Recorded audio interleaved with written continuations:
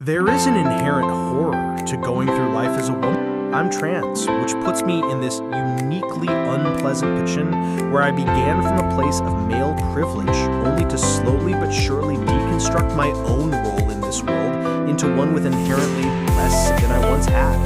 I've been witness to how men can talk about women in their lives and how they're willing to act when they aren't around. It's a side of my social life I've left behind, as it's now I don't feel welcome, and nor would I want to be. It's changed who I am as a person, and beneath all the self-loathing and transfer I still find myself subject to, I'd rather is true to the person I want to be, even if it makes life much more comfortable and terrifying. Silent Hill F had me confront my own womanhood, albeit in the shoes of a Japanese high school student in the 1960s. It uses the everyday experiences of women in this time period as the foundation for its horrors, exploring how a young girl has no choice but to confront her abusive family and what exactly they expect her to be. In my restless dreams, I see that rural Japanese town. By all accounts, the fictional Japanese mountain town of Ebisugaoko is pretty. It's a place where many of its residents make a living off the land in their own little community, as the scars of World War II weigh heavily on those all at home. It's still recovering from an assortment of wounds, both mental and physical, as Japan edges ever closer to globalization. This wider political and economic picture isn't explored much in Silent Hill F, however, but instead focusing on how women, both young, are expected to behave. Penned by Ryukishio 7, it's no surprise that Silent Hill F proves so effective at depicting the harrowing perspective of young, considering their past work. As the player first meets heroine Hinako Shimizu, she is seen fleeing her house as her abusive father yells at her for not being good enough, and how she is failing to live up to the standard far more obedient older sister, Junko, and her mother. With Hinako's sibling moving away to get married, she's now alone in a broken home they used to navigate together. But Junko saw an opportunity for escape and took it, which was either the right decision or the sad cycle of patriarchal abuse repeating itself all over again. Either way, Hinako refuses to live life as what her friends, family, and society expect her to be. For the day, much of the town becomes enshrouded in a deep, foreboding fog. The opening moments are spent exploring the farmland and houses, reading a handful of notes from hesitant residents who feel like something is off. After heading further into the cacophony of wrestling houses, strange mannequin-esque monsters begin to appear. But with no weapon in hand, you have no choice but to run. Hinako quickly stumbles upon school friends. Most view her with mysterious disdain, as if she has done some wrong or earned a reputation for daring to step out of line. Reasons for this become clear when you stumble across Shu, a childhood friend that still spent most days with Hinako, despite being the opposite gender. Even today, you can't help but draw romantic conclusions when seeing two people like this together, so it is very easy to imagine Hinako being viewed as some sort of degenerate hussy for spending so much time with a boy, especially one her friends crush on when she has no interest. It's complicated, unfair, and leads to how Japan in the 1960s subconsciously forced both men and women to fulfill roles and any desire to diverge from that will not only paint you as an outsider, but also as that deserves to be eradicated. Silent Hill F hits you over the head somewhat with the first 2 hours, but considering how they will potentially explore troubled takes on abuse moving forward, I'd prefer explaining intentions to the player, rather than having them reach the wrong conclusion. There is still strong writing and performances holding it all up, while Konami confirmed during the preview events would change during multiple playthroughs as you delve deeper into the overarching narrative.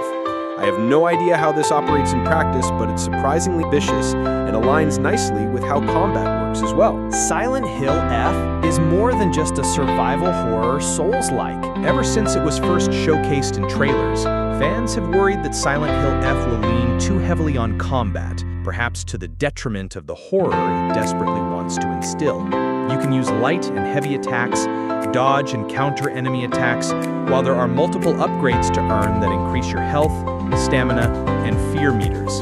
It has the foundations of a Souls-like experience, but during my 4 hours with the game, it didn't make the survival horror aspects any less effective. You never face more than 3 enemies at a time, while a failure to consider the time required to execute each attack will spell an early grave. Besides, Silent Hill has always featured combat in some form, characters also having the means to bludgeon or shoot ungodly monsters to death in a blind panic. Himiko grabs a rusted pipe only after she spent several minutes running from enemies, having no choice but to fight back if she wants to live. Her swings are clumsy and ill-timed, while most of the weapons you use won't hesitate to break after use, as you're left scrambling for some sort of replacement. As for difficulty, I was asked to play on story mode during the preview, so I could see everything this build had to offer. And even that offered enough challenge that I remained mindful of healing items and whether each enemy encounter was worth the cost it might involve. If you run fast enough, some monsters can also be avoided entirely. Combat folded in nicely with the semi-linear exploration of Ebisugaoko, as I progressed the narrative and learned more about what exactly has befallen this once peaceful town. Was it all a figment of Himiko's imagination as she deals with years of suppressed trauma, or grim demons of the past surfacing from an ethereal realm, ready to take revenge on all those who wronged them? It's unclear, but with some sequences following Himiko as she awakens in a dark realm filled with red torii gates and a man in a fox mask claiming to be her savior, it's clear that things are much more complicated than they seem. It's safe to say, I'm hooked. I've always believed that Silent Hill is not just a town, it's a concept, a manifestation of guilt, trauma, and regret that befalls certain characters as they are forced to march through hell in order to learn a lesson or finally earn a life worth living. There is a charming nostalgia when returning to the foggy town itself, but Silent Hill F proves it can go far, far beyond that. There is a harrowing beauty to its horror, with crimson petals mixing with organic flesh amidst many of the unsettling environments you're made to navigate. The perversion of innocence Himiko is forced to reconcile with is made evident as her uniform is torn to pieces, despite the fact that everyone around her remains untouched, depicting a narrative arc both physical and mental.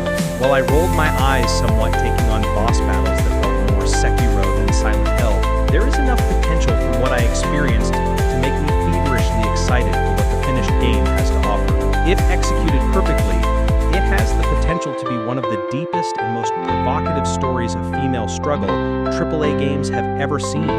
Himiko's story is indicative of a specific time and place in Japanese history, but it also asks hard questions that blend so effortlessly into the modern world that you can't help but stand up and take notice. Fingers crossed Silent Hill F can carry that ambition to the finish line.